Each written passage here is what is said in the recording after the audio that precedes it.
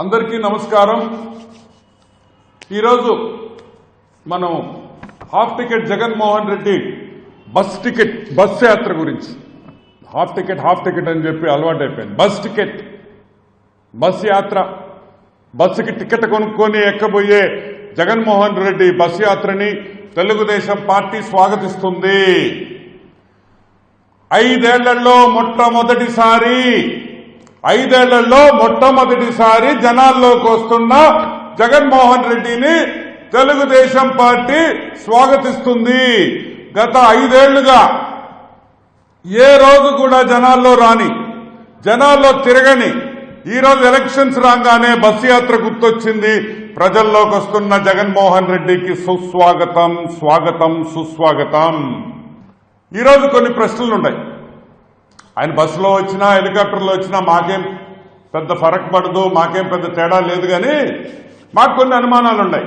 మీకు అందరికీ తెలుసు ఏమని, 3 నెలల ముందర డీజీపీ గారు ఒక స్టేట్మెంట్ ఇచ్చారు. ఇంటెలిజెన్స్ ఏమని, జగన్మోహన్ రెడ్డి కుటుంబం మీద సెక్యూరిటీ ప్రాబ్లం ఉంది, అతని మీద థ్రెట్ ఉంది. కాబట్టి అతని చుట్టూ ఉండే పోలీసు బలగాల్ని పెంచుతున్నాం, ఎస్పీజీ లాంటి సెక్యూరిటీని పెంచుతున్నాం. వైఎస్ కుటుంబానికి ప్రపంచంలో ఎక్కడున్నా సరే వాళ్ళకి ఆంధ్ర రాష్ట్ర పోలీసు వాళ్ళకి భద్రత కల్పించాలి.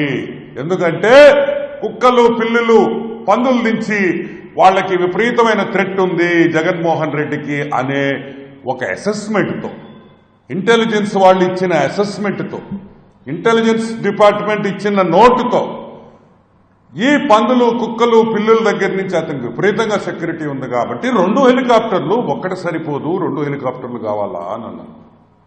సరే, మోడీ గారు 3 హెలికాప్టర్లో వస్తారు కాబట్టి నాకు ఏమి తక్కువ, మోడీ కన్నా నేను పెద్దోండి అనే టైప్లో ఆయన 2 హెలికాప్టర్లు తెప్పించుకున్నాడు. ఓకే, దానికి కూడా మేమేం అంటాంలే. ఈరోజు ఈ బస్సు యాత్ర డీజీపీ గారు ఎలా ఒప్పుకుంటున్నారు? Simple point.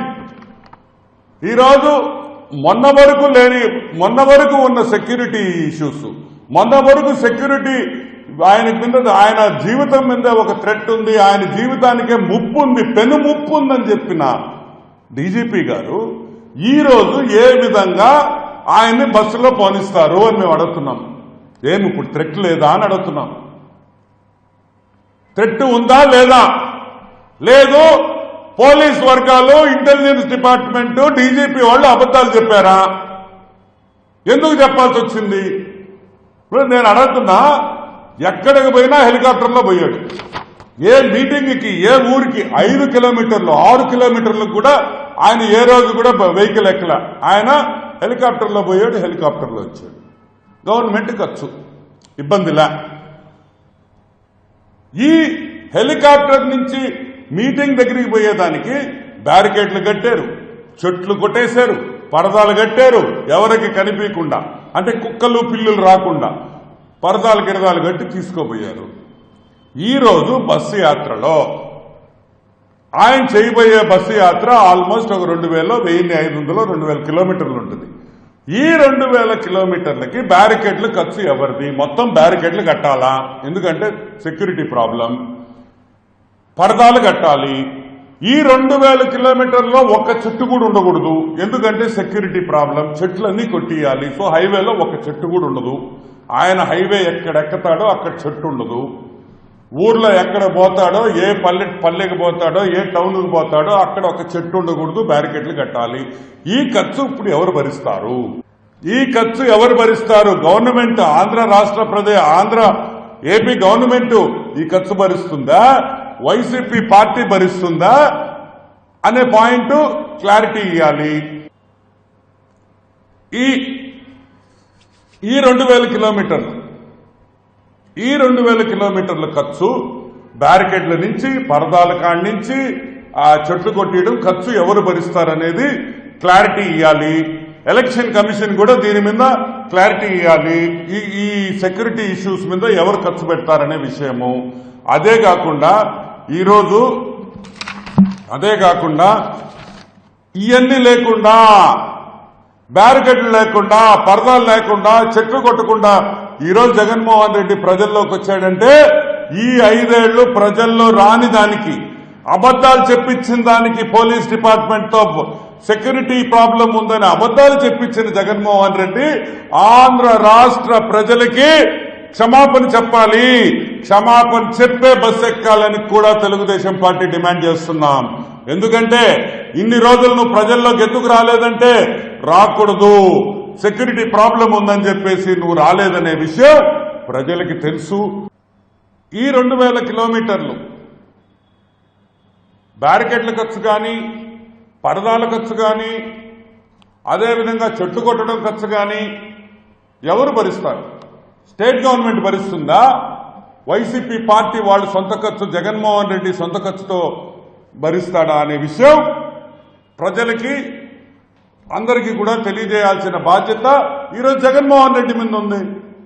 లేదు, జగన్మోహన్ రెడ్డి మాట్లాడే సజ్జల్ గారు చెప్పాలి, మేము చెట్లు కొట్టాం, మాకు బ్యారికేడ్లు వద్దు, పరదాలు వద్దు, మేము ప్రజల్లోకి వస్తాం అని నువ్వు చెప్తే 5 ఏళ్లు, ఈ 5 ఏళ్లు నువ్వు పరదాలు కట్టుకొని, బ్యారికేడ్లు కట్టుకొని ప్రజా సొమ్మును దుర్వినియోగం చేసి ప్రజల్లోకి మమేకం కాకుండా, నువ్వు ప్రజల్లోకి రాకుండా, ఏమయ్యా నువ్వు ప్రజల్లోకి రాకుండా క్షమాపణ చెప్పాలి.